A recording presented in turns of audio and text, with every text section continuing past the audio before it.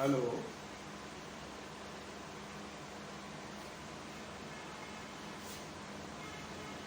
Hello.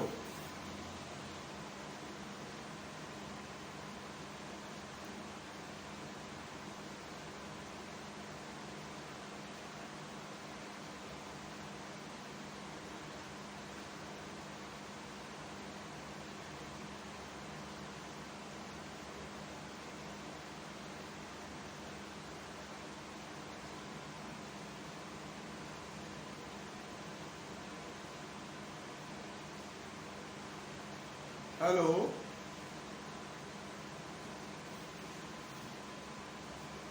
हाँ, कहाँ तक हुआ था? Hello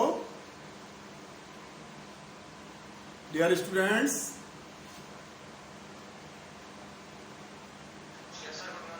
good morning.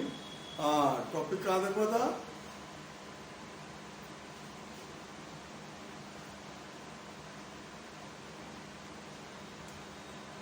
हाँ, कहाँ तक हुआ था? Reproduction.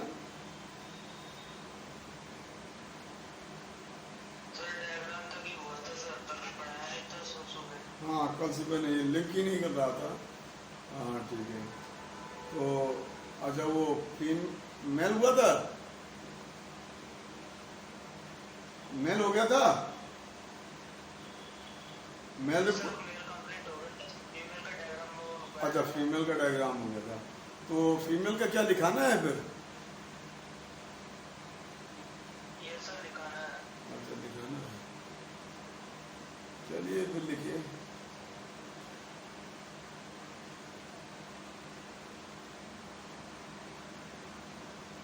Female reproductive system, women reproductive system, female reproductive organs,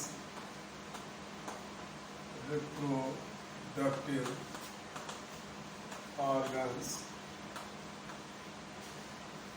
female reproductive system, female reproductive organs are given below. Given below. Female reproductive organs are given below. अब उसमें आपका देखिए, पहला ऑर्गन हो जाएगा ओवरी। ओवरी आपको मालूम है, वन पेयर इन नंबर, वन पेयर इन number,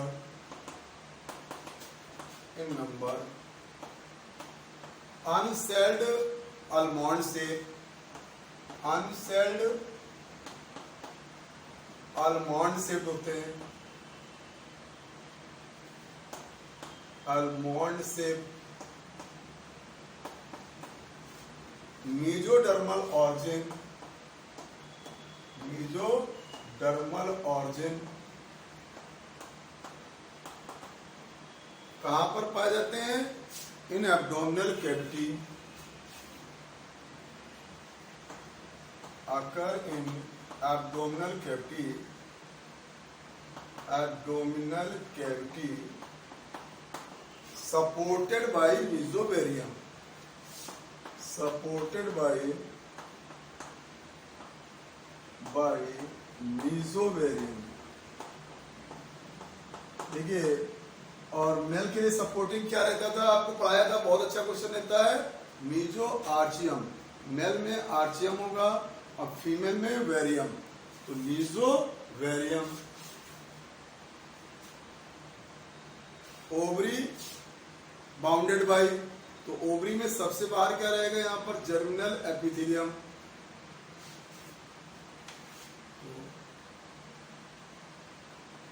outer most layer called germinal epithelium, germinal epithelium वही होती है cuboidal epithelia, protected by, surrounded by visceral peritoneum.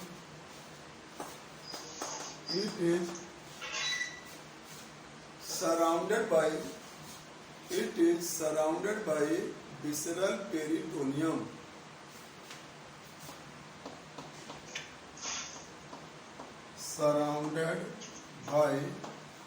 It is surrounded by visceral peritoneum. Visceral peritoneum. तो outer most layer को क्या कहते हैं? Germinal epithelium. Germinal epithelium बोलते हैं, जो कि किससे बाउंडेड होती है? पेरिटोनियम से। और below the germinal epithelium occur tunica albuginea, जो टेस्टिस पे भी थी।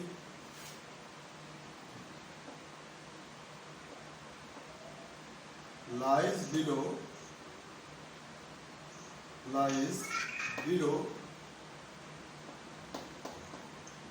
germinal epithelium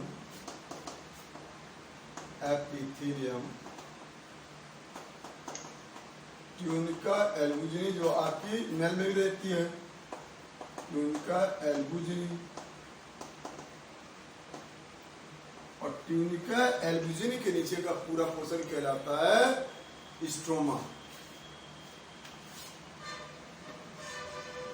below एल्बुजिनी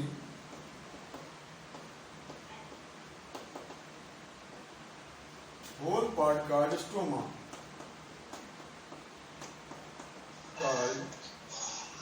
stroma. बहुत पूछा गया मेडिकल में स्ट्रोमा टर्म, माइक बंद रखो। स्ट्रोमा, और stroma distinguishing to part.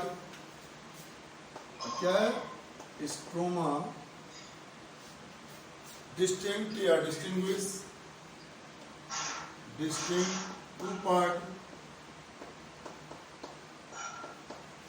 Outer cortex और inner medulla.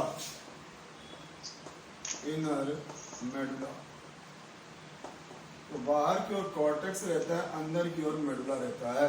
Outer cortex, inner medulla. अब आप देखिए, जो एग फॉर्मेशन होता है वो कॉर्टेक्स पार्ट में होता है।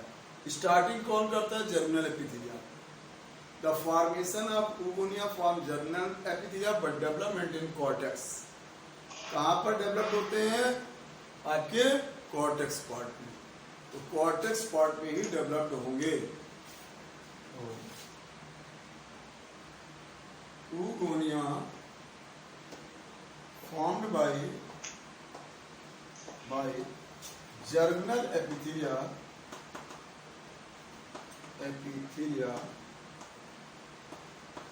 develops in cortex region. Developed in cortex region.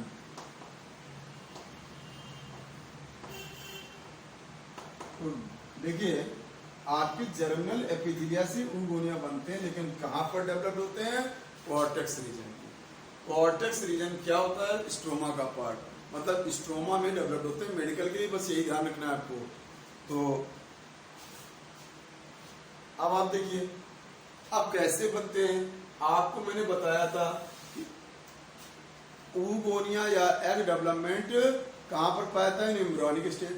No new egg developed, no new ova developed after birth. Birth के बाद कोई भी एग नहीं बनता है। जो भी एग बनते हैं बिफोर बर्थ होते हैं। ओवा या oogonia एक ही बात है। Develops in embryos, develop form in embryos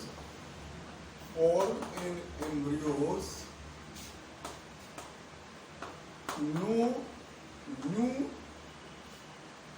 oogonia form after birth. No new egg form, माने जन्म के बाद कोई भी oogonia नहीं बनेगा।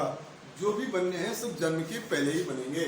मतलब क्या है? जन्म के साथ ही oogonia आते हैं ओवरी में। जन्म के साथ ईच ओवरी है अबाउट 1.5 लाख से 2 लाख oogonia ईच ओवरी में, लगभग इतना रहता है। माने टोटल इसके बाद 2 से 4 लाख oogonia होते हैं। तो during birth a female baby ovary have about during birth of female baby, ovary have about 2 to 4 lakh oogonia.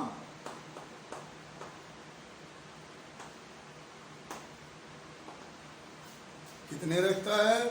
2 से 4 लाख तक oogonia रहते हैं जब उसका बर्थ होता है। लेकिन बर्थ के बाद इनका अरेस्टेड रहते हैं और इनका डेवलपमेंट स्टार्ट होता है लेटर पबर्टी।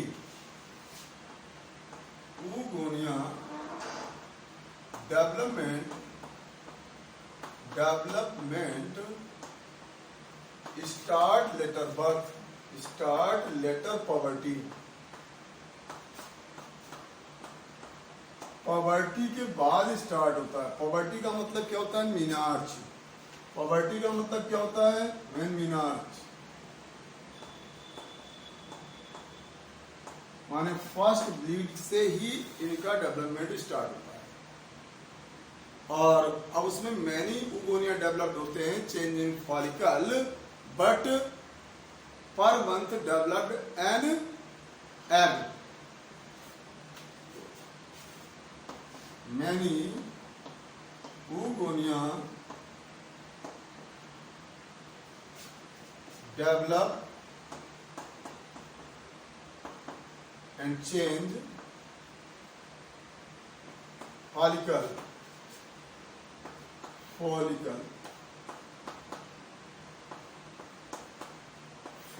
इसको कहते हैं ग्राफियन फॉलिकल। और उनमें से केवल एक, but usually a single Graafian follicle change in ova per month, but usually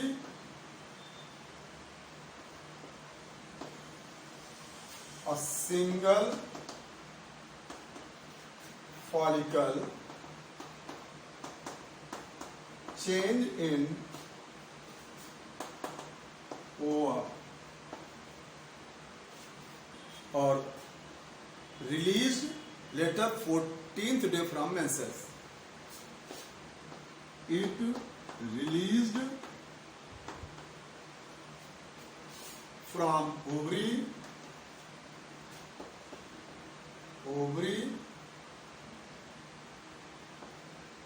14th day from menses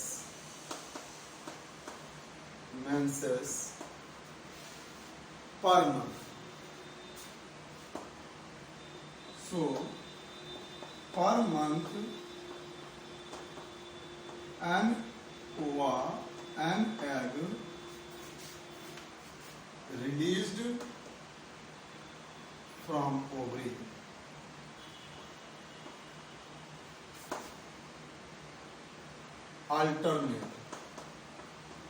alternate मतलब क्या हुआ? अगर एक इधर से आया राइट से तो अगली बार लेफ्ट से लेफ्ट राइट चलता रहता है। पर मंथ एन ओवा।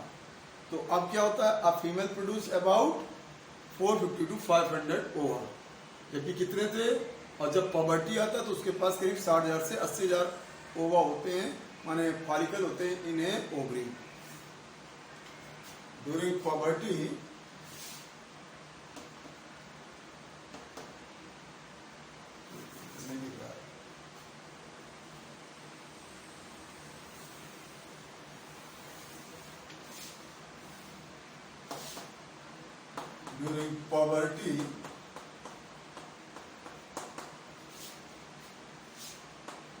a female ovary have 60,000 to 80,000 follicles.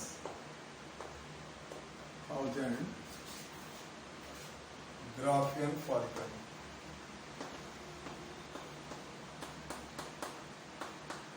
और इसमें से केवल आपका कितने प्रोड्यूस कर पाती है? 450 to 500. A woman a woman produce 450 to 500 ova in her life span. पूरे जीवन काल में कितने ओवा डेवलप कर सकती है? 450 से 500। लेकिन होते कितने हैं? पहले तो 4 लाख थे, फिर बचे इतने हैं। अब उनमें से इतने बाकी क्या होते रहते? नष्ट होते रहते। नष्ट होने को कहते हैं atresia. During development of ova, many Graafian follicle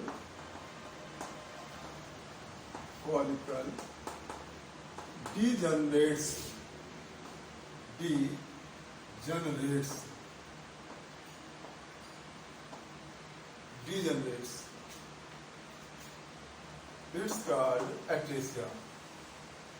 It's called atresia. इसको क्या बोलते हैं? एट्रेसिया। डीजनरेशन को बोलते हैं एट्रेसिया।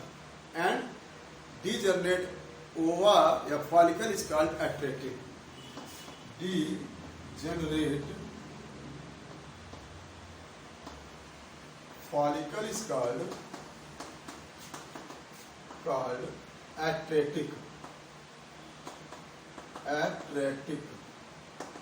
तो एट्रेसिया और एट्रेटिक।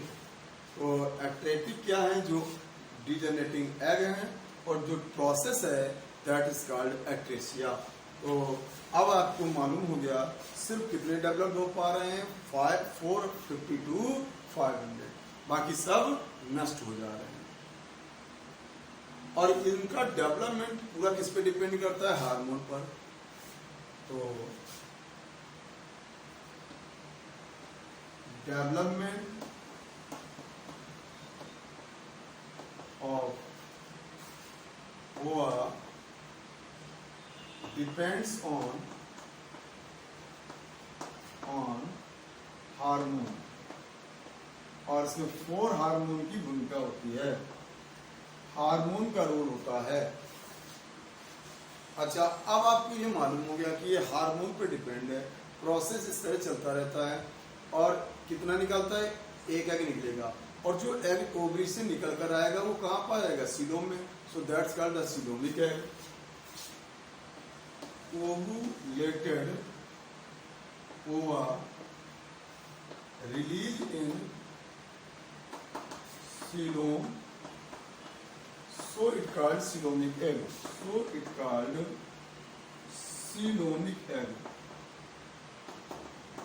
सीलोमिक एग के लिए या सीलोमिक ओवा के लिए?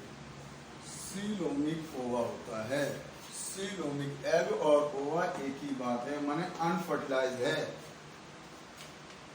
तो अब आप देखिए ये कहाँ जाता है? यहाँ पर आ जाता है। पर मंथ एक आएगा, अल्टरनेट चलता रहेगा। Per month an egg release होगा। और अब इसका डिपेंड किससे होता है? मेंसेस से। और मेंसेस जब ऑफ हो जाता है उसको क्या कहते हैं? मेनोपॉज। तो ओवा फॉर्मेशन स्टॉप व्हेन मेनोपॉज। तो क्या हो जाएगा? ओवा formation stop and menopause.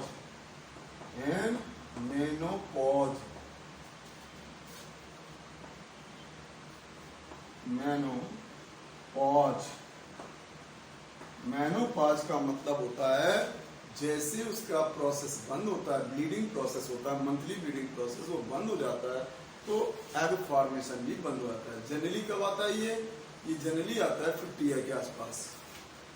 Mostly 50 year, लगभग 50 ईयर के आसपास आता है। अबाउट 50 ईयर होता है। तो मेनोपॉज लगभग 50 ईयर के आसपास होता है। और मीनार्स जो आपको शुरू में लिखा था जहां से डेवलपमेंट स्टार्ट होता है वो लगभग आता है 11 ईयर में, माने 11-12 से लेकर 50 ईयर तक ये प्रोसेस लगता चला रहता है। Per month an egg release होता है, पर मंथ एन एग। अब यहाँ पर अगर फर्टिलाइजेशन नहीं हुआ तो होता रहेगा, लेकिन अगर फर्टिलाइज हो जाएगा तो फिर नहीं होगा। फिर आपका ये मेनोपॉज रहता है करीब करीब कितना 9 मंथ वो और 6 मंथ और 15 मंथ का मेनोपॉज हो जाता है। फिर 15 मंथ मेंसेस नहीं होगा, टेम्परेरी होता है वो, मतलब प्रेगनेंसी के बाद। और फिर लेकिन जो परमानेंटली होता है वो अबाउट कब होता है 50 ईयर, अबाउट 50 ईयर है। May be late and earlier, may be late and earlier कुछ भी हो सकता है।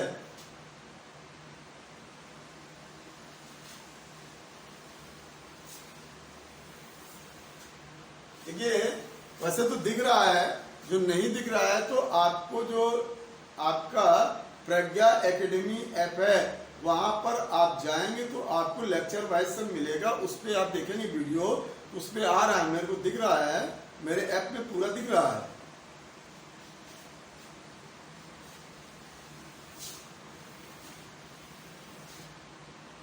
अच्छा, तो अब आपका ओवा फॉर्मेशन स्टॉप हो जाएगा तो 50 ईयर में। अच्छा, अब ओवरी कहां लीड करती है, तो ओवरी ओपन इन या ओवरी का डायरेक्टली संबंध नहीं होता, लेकिन इसका क्या है, अगला पार्ट क्या था, फैलोपियन ट्यूब। तो अगले पार्ट में आते हैं fallopian tube. Fallopian tube, fallopian tube, इसको ओविडक्ट भी कह सकते हैं, फैलोपियन ट्यूब या ओविडक्ट। ये भी 1 पेयर इन नंबर होंगे, 1 पेयर नंबर, 1 पेयर नंबर। और ट्यूबुलर, ट्यूबुलर आपका बताया था 10 to 12 सेंटीमीटर लॉन्ग, सीलिएटेड, ये बहुत अच्छा पॉइंट होता है, सीलिएटेड। वाल इसकी कैसी रहेगी, सीलिएटेड, सीलिएटेड वाल होती है, तो लॉन्ग सीलिएटेड वाल। पूरे इसमें सीलिया रहते हैं और सीलिया का काम होता है प्रोपेल, प्रोपेल स्पर्म और ओवा को प्रोपेल करने के लिए सीलिया रहते हैं। अच्छा, और आपको बताया था fallopian tube distinguish in 3 part, fallopian tube distinguish in 3 part. Fallopian tube here tube distinguish with 3 part थे। अब आपको मालूम है 3 पार्ट्स क्या क्या था, इनफंडिबुलम, इनफंडिबुलम और ampulla isthmus, infundibulum ampulla isthmus, infundibulum ampulla and isthmus. तो पहला आता है इनफंडिबुलम, इनफंडिबुलम, ये प्रॉक्सिमल होता है, proximal small part, proximal small part funnel line, small part और फनल लाइन, कीब जैसा होता है, फनल जैसा होता है। अब इसका जो होता है प्रॉक्सिमल एंड क्या होता है, फिम्ब्रिएटेड, माने झालर जैसा होता है। इट्स प्रॉक्सिमल एंड इज फिम्ब्रिएटेड, फिम्ब्रिएटेड ये बहुत पूछा जाता है, झालर नुमा, फिम्ब्रिएटेड मतलब having finger like projection, having finger like projection, finger like projections। तो ये इसमें रहता है फिम्ब्रिएटेड। और इससे क्या होता है, क्या किसके लिए, they capture the egg, they capture captured the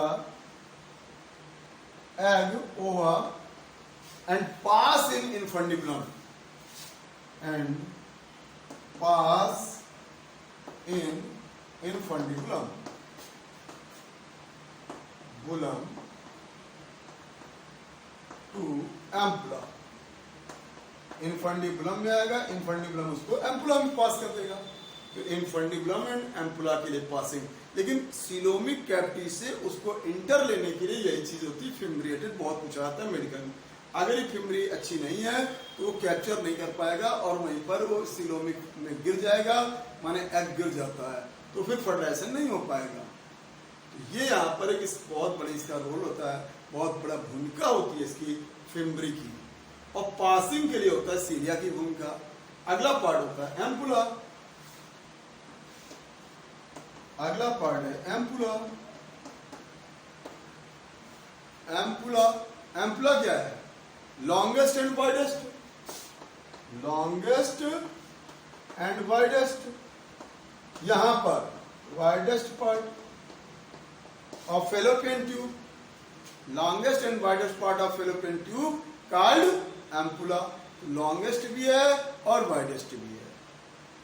और यहीं पर क्या होता है, जो ओवा आता है वो पूरा मैच्योर्ड नहीं होता है, तो मैचुरेशन ओवा एंड स्पर्म, तो मैचुरेशन ऑफ ओवा and sperm capitation, sperm capacitation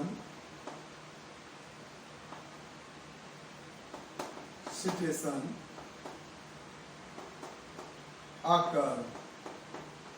तो ये देखिए स्पर्म ओवा का डेवलपमेंट और स्पर्म और ओवा का मैचुरेशन यहीं पर होता है। किस पार्ट में होता है? एम्पुला में। एम्पुला सबसे widest and longest of fallopian tube है। फेलोपियन ट्यूब में लॉन्गेस्ट वाइडेस्ट क्या है? एम्पुला। अब इसके बाद तीसरा पार्ट आ जाता है, मोस्टली जंक्शन पर मिलेगा। एम्पुला स्तमस का जहां जंक्शन है वहीं पर फर्टिलाइजेशन होता है मोस्टली, लेकिन फेलोपियन ट्यूब में कहा जाता है फर्टिलाइजेशन अकरिंग फेलोपियन ट्यूब। तो इसीलिए जो सीलोमिक एग है उसको फेलोपियन ट्यूब में पहुंचना मस्ट होता है। ये ट्यूबुलर होता है, थिन होता है, सीलेटेड होता है। अच्छा, अगर ये ब्लॉकेज होता है तो वहां पर क्या जाएगी? स्टेरिलिटी, या आप इसको कुछ भी कह सकते हैं। तो अब अगला पॉइंट आता है तीसरा, इस्थमस। इस्थमस ये स्मॉलेस्ट पार्ट है, टर्मिनल पार्ट है। स्मॉलेस्ट एंड टर्मिनल पार्ट, और इंसर्ट इन यूट्रस, यूट्रस के अंदर चला जाता है। इंसर्ट इन यूट्रस माने यूट्रस और ट्यूब को जोड़ने वाला क्या होता है आपका? ट्यूब को जोड़ने वाला क्या होता है? Isthmus. It join uterus and fallopian tube, fallopian tube. तो फेलोपियन ट्यूब और उसको जोड़ने वाला जो पार्ट होता है वो होता है इस्थमस। वो इस्थमस है, तो जंक्शन जो होता है जहां पर, वहां पर बनता है इस्थमस। अगला, तो ये था पूरा फेलोपियन ट्यूब। तो फेलोपियन ट्यूब में फर्टिलाइजेशन होता है। इसके 3 पार्ट बताए मैंने। क्या क्या बताया? आई, इनफंडिबुलम और एम्पुला स्टमस। इनफंडिबुलम में जो फिम्ब्री रहते थे उससे कैप्चर्ड होता था एग और वो फेलोपियन ट्यूब में आता था। फिर डेवलपमेंट उसका कहाँ रहेगा? एम्पुला पोर्शन में। फिर फर्टिलाइजेशन वहीं पर होगा जंक्शन पे, और फिर स्टमस से वो पासिंग करेगा। तो स्टमस का काम क्या होता है? Pass the fertilized egg in uterus. जब फर्टिलाइज्ड हो जाएगा तब यूट्रस में भेजने का काम स्टमस का हो जाएगा। अब अगला पार्ट है यूट्रस। अगला पार्ट है यूट्रस, तीसरा पार्ट। अगला पार्ट है यूट्रस। यूट्रस के कई नाम हैं। यूट्रस भी बोलते हैं, मिट्रा भी बोलते हैं, हिस्ट्रा भी बोलते हैं, यूट्रस को मिट्रा भी बोलते हैं, हिस्टीरा भी बोलते हैं, और मिट्रा, हिस्ट्रा, वॉर्म भी बोलते हैं। ये सब इसी के पार्ट होते हैं, मिट्रा, हिस्ट्रा और वॉर्म। मिट्रा, हिस्ट्रा है, और इसको अगर कोई कारणवश कैंसर वैंसर कुछ हो जाता है तो उसको रिमूव किया जाता है, तो उसको बोलते हैं हिस्टेक्टोटॉमी। अगर रिमूवल ऑफ द यूट्रस, हिस्टेक्टोटॉमी, तो ये उसका पार्ट होता है। तो इसी का वैसे यूट्रस पॉपुलर नेम है, लेकिन मिट्रा, हिस्ट्रा, वॉर्म भी बोला जाता है इसी को, तो आल्सो नेम है ये। अब आपका आता है यूट्रस, तो सिंप्लेक्स, ह्यूमन जो यूट्रस है वो सिंप्लेक्स है। Human uterus is simplex, uterus is simple, simple inverted pear shape होता है, inverted pear shape, inverted pear shape, inverted pear shape होता है, सिंपल होता है, इनवर्टेड पेयर शेप होता है। और एंटी फ्लेक्स भी माना जाता है, एंटी फ्लेक्स्ड, ये भी क्वेश्चन आ चुका है। एंटी फ्लेक्स्ड रहता है, पैरेलल हॉरिजॉन्टल पर रहता है, उसको एंटी फ्लेक्स्ड कहते हैं। तो यूट्रस सिंपल है, इन्वर्टेड है, पेयर शेप है, और लगभग वही आपका 7.5 सेंटीमीटर लॉन्ग, पाउच लाइक, और आपका muscular organ, bounded by 3 layer membrane, bounded by 3 layer membrane, bounded by 3 layer membrane. तो 3 लेयर की मेम्ब्रेन है इसमें, तो 3 लेयर मेम्ब्रेन से ये बाउंडेड होता है। आपको पढ़ाया था जब डायग्राम बनाया था, पेरीमीट्रियम, मायोमीट्रियम, इंडोमीट्रियम, तो 3 लेयर बाउंड्री होती थी इसमें, 3 लेयर की बाउंड्री रहती थी। 3 लेयर बाउंड्री रहती थी। पहली आपकी पेरीमीट्रियम, पेरीमीट्रियम आउटर मोस्ट होगी, और कनेक्टिव टिश्यू होती है, outer most, connective and peritoneal, connective, peritoneal. अच्छा, फिर आपकी थी मायोमीट्रियम, यही मेन होती है, मिडिल और वाइडेस्ट होगी, मिडिल है और वाइडेस्ट है, और made up smooth muscle, made up smooth muscle, smooth muscle से बनी है, तो ये मेड अप स्मूथ मसल की होती है। और इसी के कारण जो स्वेलिंग आती है, जो stomach swelling during the pregnancy, वो यही वाली रिलैक्स, जो माने क्या होती जाती है, रिलैक्स, जैसे जैसे रिलैक्स होती जाएंगी वैसे वैसे स्वेलिंग, जैसे जैसे बेबी बढ़ता जाएगा वैसे वैसे। और लॉन्गेस्ट मसल यही होती है, लॉन्गेस्ट स्मूथ मसल। 3 टाइप की मसल आपको पढ़ा चुका हूँ, स्ट्रेटेड, अनस्ट्रेटेड और स्मूथ मसल। ये स्मूथ मसल होती है, ये आपकी अनस्ट्रेटेड मसल होती है, अनस्ट्रेटेड मसल। और फिर आपका होता है इंडोमीट्रियम, एंडोमीट्रियम, ये इनर मोस्ट होगा, इनर मोस्ट, इसमें 2 लेयर होंगे, 2 लेयर रहेंगे, 2 लेयर रहेंगे इसमें। एक रहेगा कनेक्टिव और दूसरा रहेगा आपका इपीथीलियल, एपीथीलियल, एंडोथीलियल, यही वाला ब्रेक होता है। एंडोथीलियल लेयर पर month break down and throw out with menses blood and reform the new. इसका डिपेंड मेंसेस के साथ ही होगा। मेंसेस हो रहा है तो वे पर मंथ रिलीज करता जाएगा, तो कौन सा? ये वाला लेयर, ये नहीं टूटेगा। ये वाला लेयर, ये इंडोथीलियल लेयर होता है, एपिथेलियम लेयर होता है। यहाँ पर ब्लड सप्लाई रुक जाती है और ये डाइज होकर ये ब्रेक हो जाता है। तो इंडोथीलियल वही epithelial layer of endometrium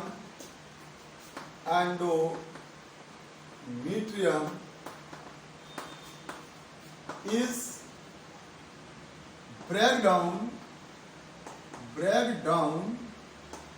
and exit with menses blood per month and reform new and reproduce per month. तो पर मंथ ये बनता रहता है और टूटता रहता है। पर मंथ बनेगा भी और पर मंथ टूटेगा भी। तो कौन सा लेयर? एंडोमेट्रियम। ये डिपेंड मेंसेस के साथ करेगा, मेंसेस पर डिपेंड करेगा। तो ये था आपका यूट्रस। और बेबी डेवलपमेंट कहां पाया जाता है? यूट्रस में। तो बेबी डेवलपमेंट मतलब उसी को कहते हैं गेस्टेशन, इसी को बोलते हैं गेस्टेशन। आकर इन यूट्रस, बेबी डेवलपमेंट। अब यूट्रस में मैंने कुछ पार्ट बताए थे। Uterus distinguish in following part. Uterus distinguish in following part.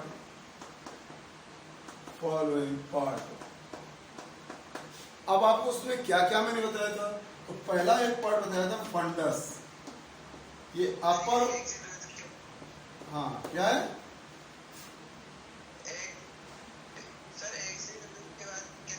Exit with menses blood. जो मेंसेस का ब्लड होता है, ये मंथली पीरियड में ब्लड रिलीज होता है फीमेल्स में, उसके साथ ये एग्जिट हो जाता है, बाहर निकल जाता है। कौन? Layer funds. तो फंडस क्या है? तो ये अपर वाइडेस्ट पार्ट। और यहीं पर क्या होता है? मोस्टली यहीं पर आपका पाया जाएगा क्या? Attachment of implantation. Mostly implantation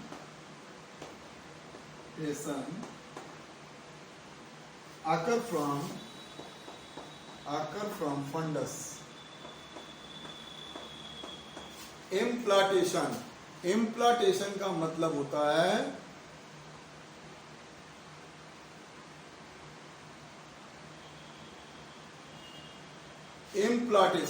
implantation जैसे ही वो डेवलप हो जाता है तो implant,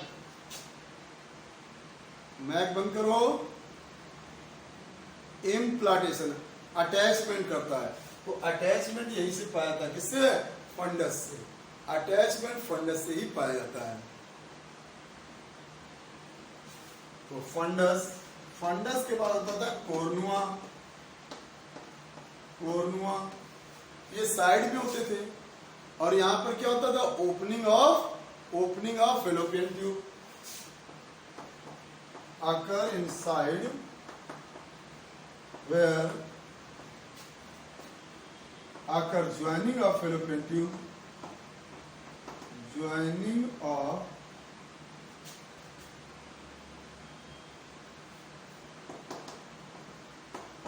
fallopian tube।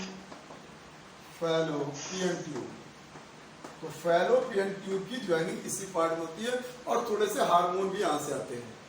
It release also hormone. तो वो होता है कोर्नुआ। तो कोर्नुआ ज्वाइनिंग करता है और हार्मोन रिलीज करता है। हार्मोन प्रोस्टाग्लैंडिन्स रहता है उसमें, जो कॉन्ट्रैक्शन के लिए होता है। ये कॉन्ट्रैक्शन हार्मोन भी देता है। तो ये कोर्नुआ हो गया। अब कोर्नुआ के बाद कहां जाएंगे? कोर्नुआ के बाद क्या रहता था? मेन बॉडी लॉन्गेस्ट और मिडिल पार्ट हो जाता था बॉडी। तीसरा पार्ट बॉडी, लॉन्गेस्ट और मिडिल पार्ट कॉल्ड बॉडी। और बेबी डेवलपमेंट आकर इन बॉडी। बेबी जो जुड़ता वहां से है, यहीं पर होता है। बेबी डेवलपमेंट या ग्रोथ आकर in body part of uterus. Body part of uterus यहीं पर होता है। और फिर चौथा जो मेन पार्ट होता है, बहुत कुछ आता है सर्विक्स। ये बहुत कुछ आता है सर्विक्स को। ये नैरोस्ट एंड स्मॉलेस्ट पार्ट होता है और लोअर होता है। लोअर और नैरोस्ट, नैरोस्ट लोअर है, नैरोस्ट है, स्मॉलेस्ट पार्ट है। Smallest part of uterus called cervix. यही आपको समझ सकते हैं, यूट्रस माउथ को सर्विक्स कहते हैं।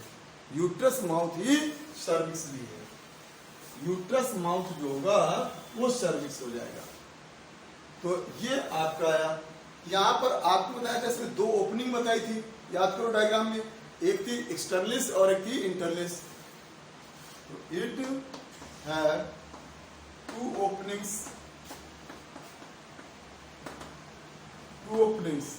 एक रहती थी ओस इंटरनलिस,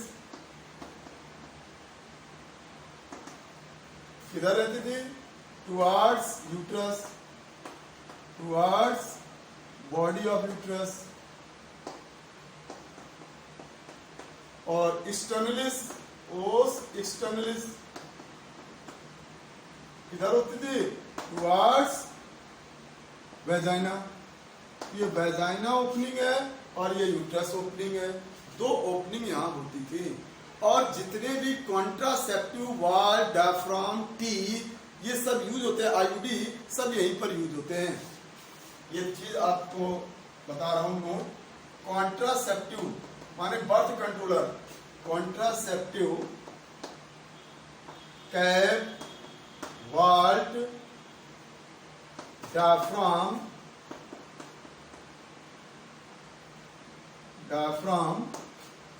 copper T, IUD used in, applied in cervix.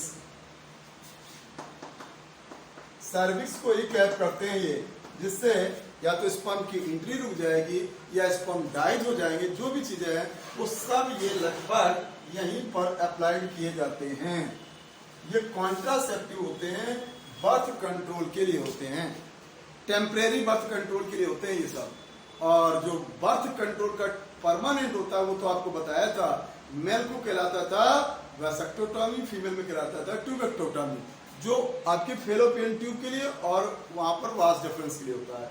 लेकिन टेम्परेरी ये सब यूज किए जाते हैं। इसमें आईयूडी वगैरह को ये बहुत कुछ आता है मेडिकल में, इंट्रा यूटेराइन डिवाइस, उसी का एक फॉर्म है कॉपर टी। कॉपर टी जो होता है वो आईयूडी ही है। अच्छा, तो ये सब आपके होते हैं। अगला आता है आपका यूट्रस के बाद वेजिना। अगला पार्ट है वेजिना। वेजिना तो ट्यूबुलर रहता है। क्या होगा? ट्यूबुलर, अबाउट 7.5 सेंटीमीटर लॉन्ग और थोड़ा सा फ्लेक्सिबल होता है। फ्लेक्सिबल जैसे वो फ्लेक्सिबल था यूट्रस, लेकिन उससे कम होता है। इस पर एक क्वेश्चन पूछा जाता है, इस पे कौन से टिश्यू रहते हैं? तो इसकी जो लाइज होती है, इस पे कौन सा टिश्यू लाइज होता है? स्ट्रेटिफाइड कौन सा रहता है? Non creative stratified. तो lies non keratinize stratified squamous epithelia.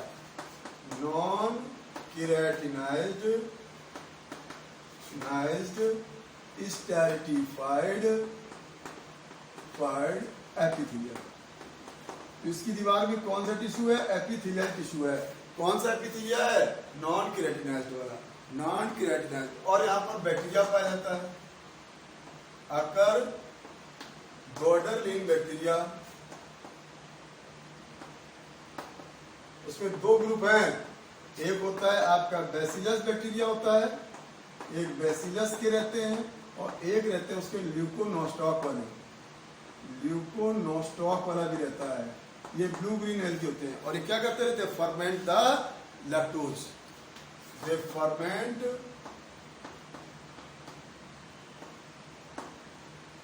Sugar formed lactic acid, formed lactic acid. तो अब इसके कारण क्या रहता है? तो फ्लेक्सिबल एसिडिक। और एसिडिक का रीजन क्या है? ये लैक्टिक एसिड। और ये क्या है? इसकी इम्यूनिटी यहाँ पर क्या प्रोवाइड करता है? Defence immunity. Defence immunity provide करने के लिए होता है लैक्टिक एसिड। क्योंकि थोड़ा सा यहाँ पर क्या रहता है? मॉइस्चरिंग रहेगी और जहाँ मॉइस्चरिंग होती है वहाँ इन्फेक्शन चांस ज्यादा होते हैं। इन्फेक्शन को प्रोटेक्ट करने के लिए ये रहता है लैक्टिक एसिड। तो इट फॉर्म्ड, लैक्टिक एसिड क्या देगा यहाँ पर? It formed, it produce immunity, immunity. STD वगैरह को बचाने के लिए यही काम करता है, डिफेंस के लिए काम करता है। डिफेंस या इम्यूनिटी जो हमारे यहाँ पर मिलती है, इस जहाँ पर मॉइस्चरिंग होती है वहाँ इन्फेक्शन जाए। लेकिन एसिडिक मीडियम जो होता है तो लो पीएच हो जाएगा और लो पीएच में जर्म्स आर किल्ड। तो लो पीएच में जर्म्स किल हो जाते हैं, तो इसलिए जर्म्स किल हो जाएंगे, तो इसलिए ये रहता है वेजिना। और vagina leads in vaginal orifice. तो वेजाइना कहाँ लीड करता है? Vagina leads in vaginal orifice, vaginal orifice on, कहां पर होता है ये कहां होता है? इन वल्वा, ऑरिफिस इन वल्वा। वल्वा में ये आपका पाया जाता है और इसी के द्वारा यहीं से मेंसेस भी होता है। तो मेंसेस भी यहीं से होगा और सीमेंस एंट्री भी यहीं से होगी, सब माने, और बेबी बर्थ भी यहीं से होगा। तो baby birth, baby birth, menses blood, menses blood, intercourse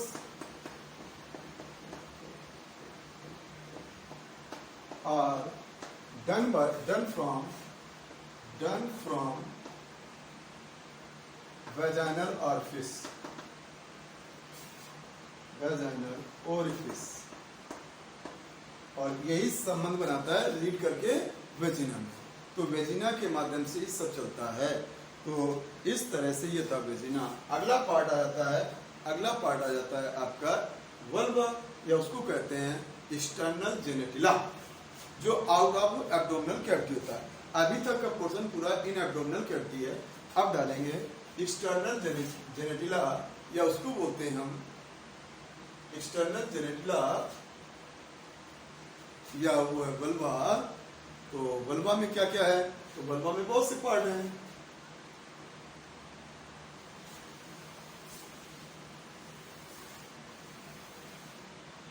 अगला पार्ट आ जाता है वल्वा और external genitalia, external genitalia.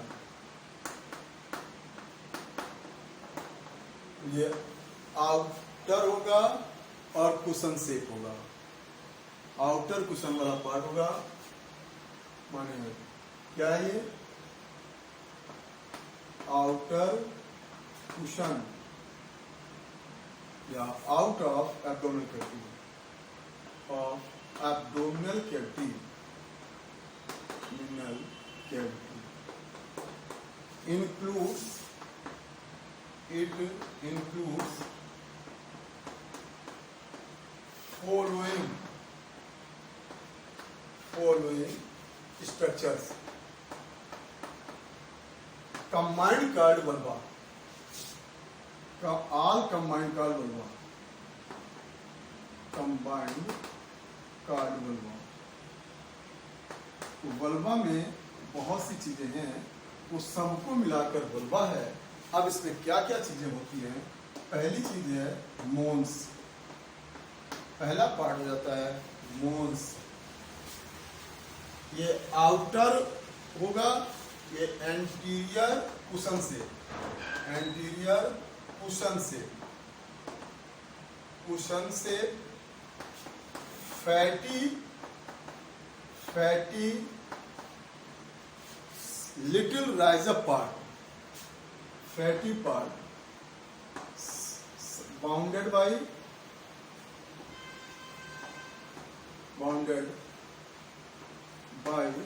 Skin and pubic hair,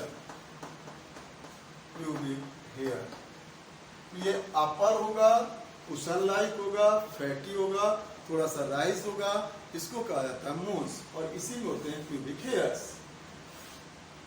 दूसरा पार्ट आ जाता है क्लाइटोरिस, ये भी बहुत पूछा आता है, क्लाइटोरिस बहुत पूछा आता है।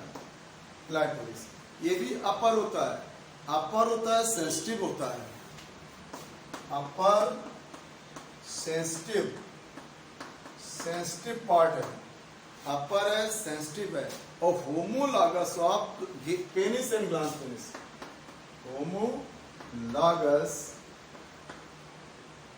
होमोलॉगस पेनिस और ग्लांस पेनिस, बस डिफरेंस एक होता है, इसका सॉलिड होता है और मेल में लीड इन यूरिथ्रा होता है। यहाँ पर सॉलिडिटी रखता है, अपर सेंसिटिव पार्ट होता है होमोलॉगस पेनिस, तो इसको कहते हैं क्लाइटोरिस। फिर होता है आपका लेबिया मेजोरा, तो इसमें क्या होते हैं? टू स्किन फोल्ड्स, क्या रहेंगे? Two skin folds, two fleshy skin fold, outer most skin fold called majora. और ये किसके होमोलॉगस हो जाता है? तो scrotum, it is homologous scrotum. Male का जो स्क्रोटम होता है उसके होमोलॉगस होता है, माने रिजेंबल नॉट। तो ये चीज आपकी मेजोरा, इसमें सिबेसियस ग्लैंड होती है, आकर सिबेसियस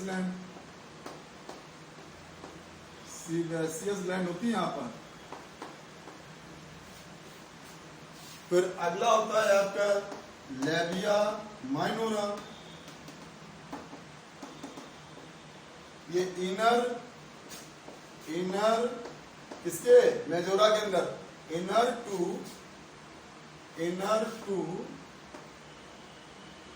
फ्लैशी फोल्ड इनर होते हैं ये, फ्लैशी फोल्ड का माइनोरा। और होमोलॉगस पेनिकल यूरिथ्रा के होमोलॉगस है ये आपका स्क्रोटम से, ये पेनिस से। अच्छा, अब इसमें क्या होता है? Labia minora both folds posteriorly both are joined called forcet बन जाता है, forcet हो जाएगा। अगला होता है vestibule, between both minora called vestibule. और अब लास्ट होते हैं पोर्स। अब पोर्स होते हैं इसमें दो, एक होता है यूरिथ्रल ओरिफिस, अपर साइड पर होगा, तो रिलीज्ड, रिमूव, स्क्रीट यूरिन, और लास्ट 4 आपका होता है, वही आपको पढ़ाया था जो यूरिनोजेनिटल सॉरी आपका वेजाइनल ऑरिफिस, आपका आ जाएगा वेजाइनल ऑरिफिस, आपका vaginal orifice orifice occur median and lower side, median and lower side, situated middle and lower side, bounded by hymen, bounded by hymen layer, by hymen membrane, और hymen membrane break by intercourse or other way, hymen membrane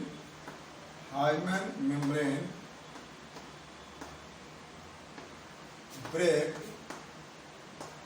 by many ways, कई veg होते हैं, जैसे intercourse,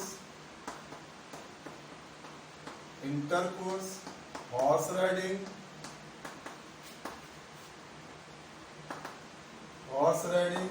cycling, jumping, etc.